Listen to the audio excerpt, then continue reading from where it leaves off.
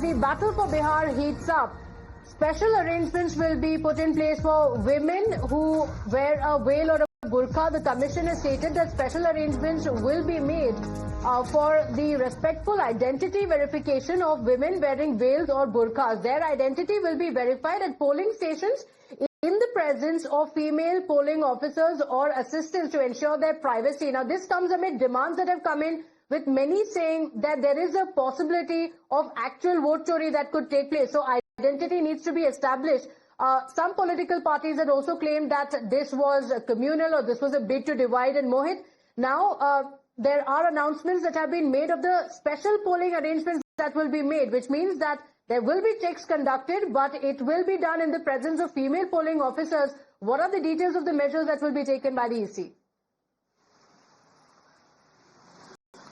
Well, Pratibha, in fact, this demand has been coming in from the BJP. Now, the BJP has been asking that if women who are in Ghungat, they can go for the identity check, if their identity can be ascertained, if they can lift off their Ghungat in presence of the female officials, then same should be done with women in Burqa. Now, we saw that how the BJP leaders came out and said that there have been invalid voting happening in guise of Ghungat or Burqa, and hence proper arrangement should be made by the Election Commission, and perhaps that is why such steps are being taken. In presence of the female officials, a respectful identification of Burqa-clad women will be done. This is what we are getting from the Election Commission. Anganwadi workers could also be roped in for this particular work. And when this particular question was asked to Deputy Chief Minister of Bihar, Vijay Sinha, Pratibha, he clearly stated that this has been a long demand. He supported the demand of BJP workers, saying that if women in Burqa can lift up their, women in Ghungat can show their identity to the female officials, then there should not be any issue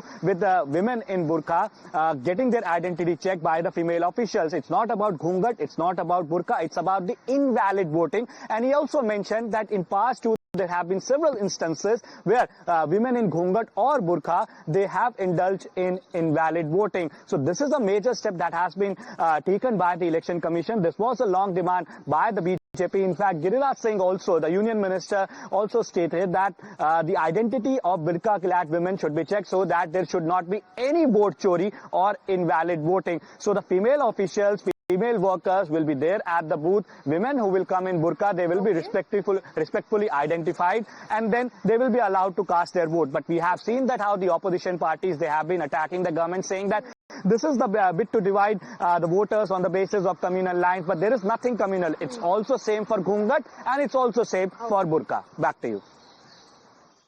Okay, all right. So the Election Commission also clarifying that this is about the voter verification. In fact, interestingly, this has been one of the big demands of the opposition. They were only opposing it when the BJP mentioned the same for the burqa-clad women. So the Election Commission now saying that verification will be done. It will be done with the female officials, so privacy will be guaranteed. But the verification, which is a process of the election, will also be carried out. Mohit, thank you for joining us with those details. Viewers, Rahul Gandhi's vote chori narrative now appears to be fast losing steam ahead of the Bihar Assembly election. So let's talk about the details that have come in. We already spoke about what the Election Commission has said, with data being put out that no complaint whatsoever has officially been filed with the Election Commission. Now, it's not just the Election Commission. The Supreme Court has also spoken up. The Supreme Court, while hearing these petitions opposing the SIR exercise in Bihar, has remarked that while the petitioners' arguments have too much passion, they have a lot of passion when they are making these arguments, they have very little substance. This was the observation by the top court of the country. The court once again asked why no claims and objections have been filed, and where are the complaints from the so-called aggrieved voters.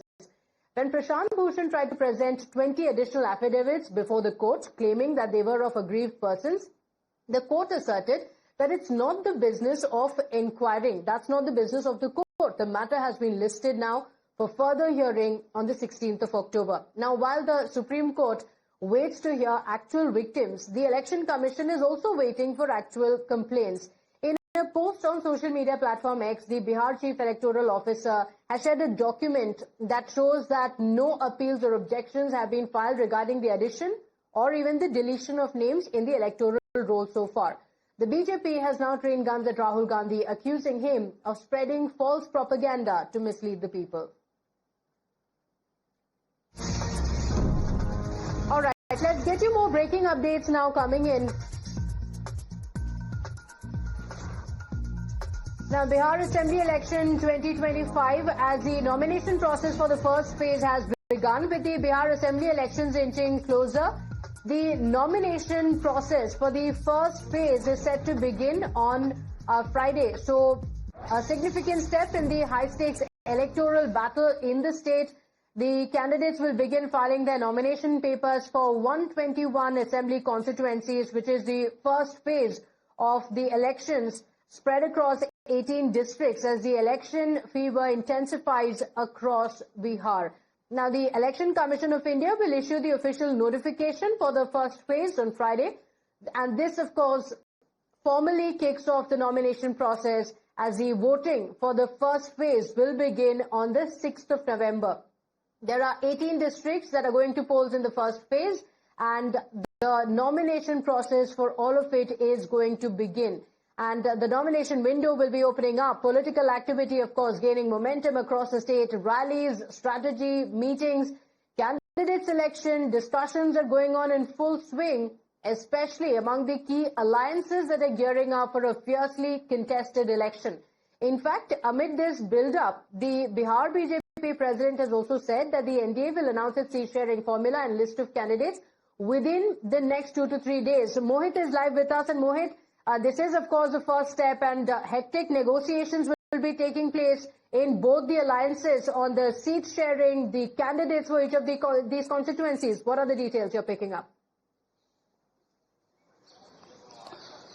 Well, yes, in fact, Pratibha, candidates will begin filing their nomination papers for 121 assembly seats starting from today, which are spread across 18 districts, and battle for Bihar will take momentum from today. Now, while the nomination process will begin, but what we see is that there is no clarity about the seat sharing both in Mahagathbandhan and the NDA. We saw that how yesterday there was a late night meeting between Chirag Paswan, Nityanand Rai and Dharmendra Pradhan, who is overseeing the Bihar Polls for the BJP. Now, we know for a fact that how Chirag Paswan has been demanding a certain number of seats, but the NDA alliance, the BJP specifically, is not giving that particular number of seats to Chirag Paswan, and perhaps that is where we saw that how the hectic parlays were done. So today we'll get to know that whether Chirag Paswan has agreed to the formula that is being given by the BJP or not. While when it comes to Mahagathbandhan side also, there also we see that how the candidate's name, that the seat sharing has not been announced yet, and in fact, who exactly would be the CM face from the Mahagathbandhan, that has not been announced from the Congress itself. When this question was being asked to Rahul Gandhi did not answer it, and many of the Congress leaders have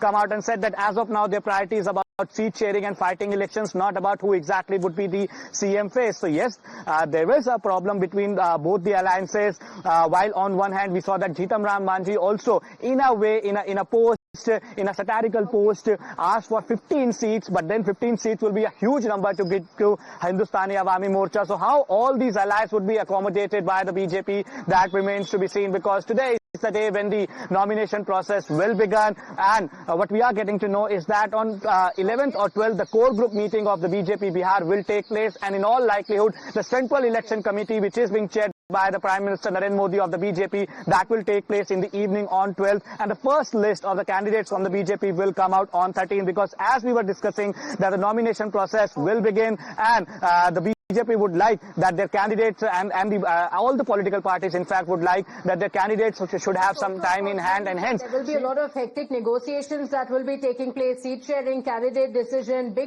decisions to be taken. And Mohit, trust you to keep us updated on that. We continue coming back to you for those updates. With that, we shift our attention now to